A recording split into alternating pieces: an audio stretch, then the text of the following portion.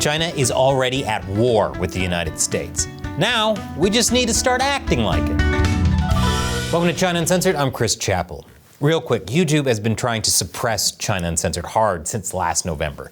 So please join me in Operation Honeypot by leaving a honeypot emoji in the comments. It's for the algorithm and also to show YouTube we know they've got their sticky little fingers in China's honeypot. And now, on with the show. China is already at war with the United States, and it's time for us to wake up and realize it. It's scary to think about, especially considering that, according to the FBI, the threat posed by China is equivalent to the threat posed from all other foreign countries combined. Which has to hurt Putin's feelings. That doesn't include Russia, right? We're still a big scary threat. But it's true. And the Chinese Communist Party has been allowed to strike first for far too long.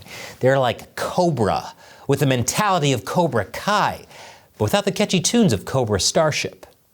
Last month, just ahead of the UN General Assembly in New York City, the U.S. Secret Service dismantled an imminent telecommunications threat in the New York tri-state area. They could have shut the whole thing down, which would have been devastating since, aside from electronics, the only way New Yorkers communicate with each other is by screaming, "Hey, I'm walking here!" While investigating threats sent to the private phones of several high-level U.S. officials last spring, including one with direct access to President Donald Trump, the Secret Service discovered more than 300 SIM servers and 100,000 SIM cards across multiple locations, all clustered within 35 miles of the UN. There was enough equipment to send 30 million anonymous texts per minute, which could have easily crippled New York City's cellular network.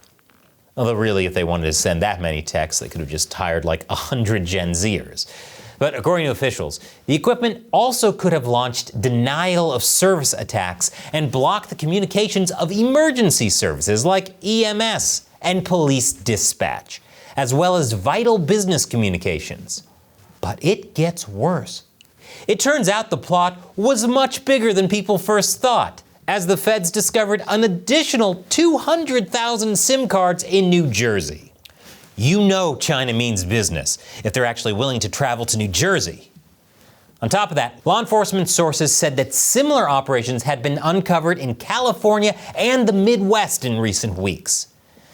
The investigation is still ongoing, but according to the Secret Service, one thing is clear. The equipment in New York had been used by nation-state threat actors linked to China. Dun dun dun. But this shouldn't be surprising. After all, China's been setting the groundwork to sabotage and destroy the US for years. It was recently discovered that Chinese-made solar panels used on US farms had a secret back door. Here's a former NSA intelligence analyst on that. And the concern is that the devices could be used to attack the United States power grid. Specifically, they could have attacked the panels themselves, or could have been a jumping off point to move into the wider grid they're connected to. Wow, what a bad idea to use things made in China for critical infrastructure. I wonder what else China has built. How about the cranes used in U.S. ports? This company, ZPMC, is a Chinese military state-owned contractor. They've built 80% of the cranes used in U.S. ports. You wouldn't even have to go to war to destroy our economy. You could shut down these ports right here. Okay, so we got China being able to shut down our telecoms, our power grid, and our entire economy. How about the internet, too? China has been accused of cutting undersea internet cables around Taiwan and in Europe. In fact, they're bragging about the new deep-sea cable cutter they built. So if actual fighting breaks out, China could effectively cut off your internet. So you wouldn't know that. Yeah, could happen just like that. And believe me, as we saw in their recent military parade, they have an advanced military ready for actual fighting. But again, we're already at war with China, and China doesn't need troops to kill Americans.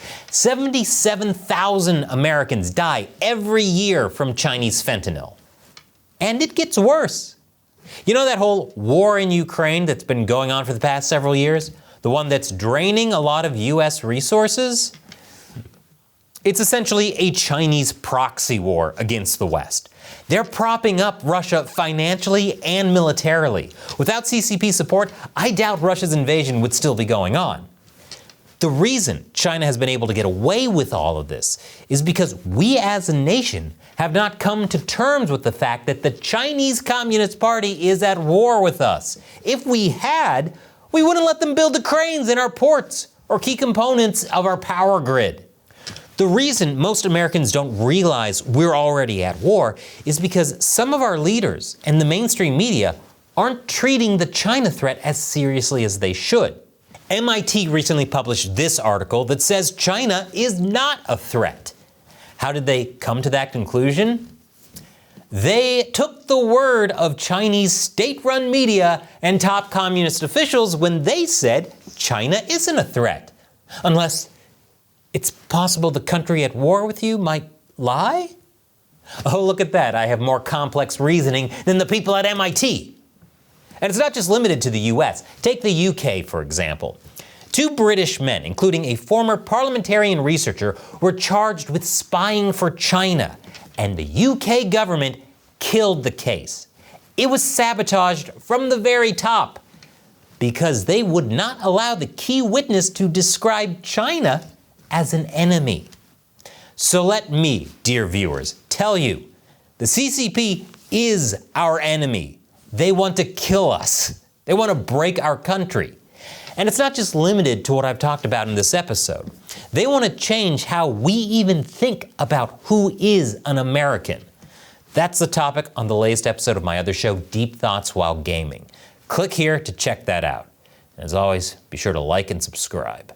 Once again, I'm Chris Chappell. See you next time.